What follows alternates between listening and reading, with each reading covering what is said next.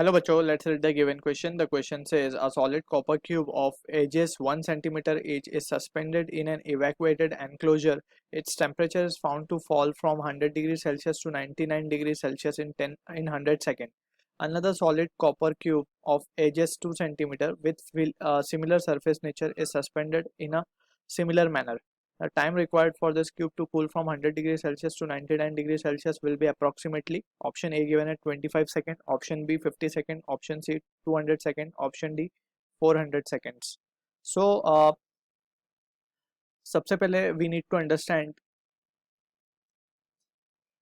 about Newton's law of cooling. So Newton's law of cooling में what we have studied is जो भी body hot body को अगर हम surrounding में रखते हैं so उसका जो rate of cooling है that is given by dt upon dt and that is proportional to the change in temperature, that is temperature of body minus temperature of the surrounding. ठीक है, so ये relation is given by Newton's law of cooling. Also हमने पढ़ा है about Stephen's Boltzmann law. ठीक है, उसमें क्या होता था basically let's say we have a body. ठीक, इसका मान लेते हैं कि इसका एरिया है A and temperature है T and surrounding temperature is T naught. ठीक है, so यहाँ पे जो ये हीट लॉस करेगा, ठीक है, T is greater than T naught, so यहाँ पे जो टी बेसिकली ये जो हीट लॉस करेगा यहाँ पे that is the rate of heat loss D Q by D T is given by the formula sigma that is Boltzmann constant into area into T raise to 4 minus T not raise to 4. ठीक है ना, and if the body is not a black body so हम यहाँ पे emissivity E लगा देंगे. ठीक, so this is what the relation we have studied about Stefan Boltzmann law. ठीक है ना, सो यहाँ से ये जो टर्म है e sigma A T raise to 4 that heat will be emitted and जो T not that is e sigma A into T not raise to 4 ये हीट वो सराउंडिंग से ऑब्जर्व करेगा. So that's why we are subtracting and ये formula we have already studied. ठीक है, सो यहाँ से इसको हम क्या कहते थे, तो this is basically rate of heat loss और इसी को हम क्या कहते हैं, पावर रेडिएटेड. ठीक है, अब now we need to further understand ये बॉडी ने अगर हीट लॉस किया है, ठीक है, लेट सपोज इसका टेम्परेचर जो है वो चेंज हो गया dt से, so we can write by law of calorimetry हम क्या लिख सकते हैं, जितनी हीट इसने लूज की होगी that is dq can be written as mc dt, यानी इतने डिफरेंस टेम्परेचर पे dt डिफरेंस के लिए उसने जो हीट लूज की है वो है dq.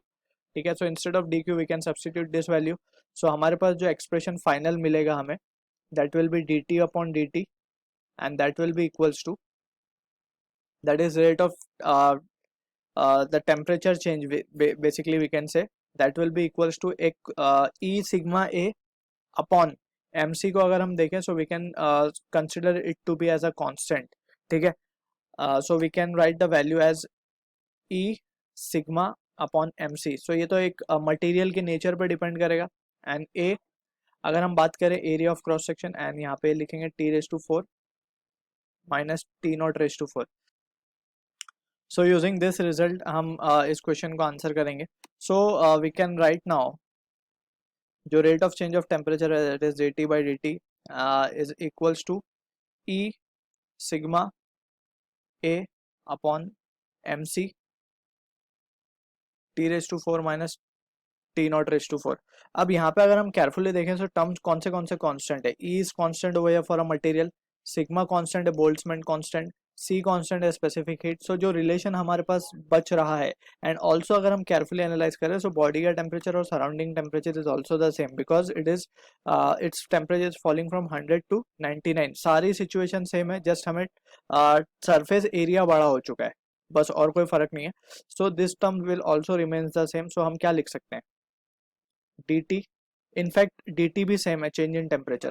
सो हमारे पास जो रिलेशन आएगा वो क्या हो जाएगा, dt का जो रिलेशन हम लिख सकते हैं that can be written as, अगर हम यहाँ से डायरेक्ट अब टर्म्स को लिख लें लेट्स से वो टाइम हम मान लेते हैं जो पहला टाइम था चेंज इन टाइम वो था 200 second that is been given. So हम इसको लिख लेते हैं t1 बाई t2, इसको हम लिख सकते हैं a2 by a1 into m1 by m2. ठीक है, अब इसी रिलेशन को थोड़ा सा और सॉल्व कर लें. सो m1 को क्या लिख सकते हैं, m1 को लिख सकते हैं density into volume. Density same रहेगी दोनों की क्योंकि मटेरियल सेम है. 2 square by 1 square, and volume की अगर बात करें तो 1 का क्यूब अपॉन 2 का क्यूब। ठीक है, सो यहाँ से ये रिजल्ट जो आएगा ये आएगा हमारे पास 1/2।